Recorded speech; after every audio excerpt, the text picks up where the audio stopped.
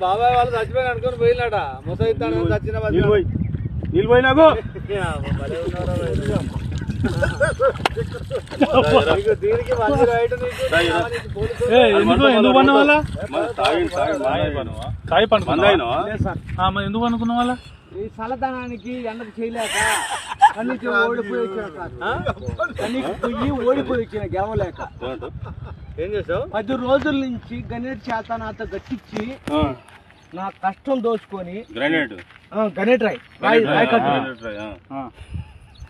నాకు అంటే డబ్బులు ఇచ్చారు కానీ క్షమ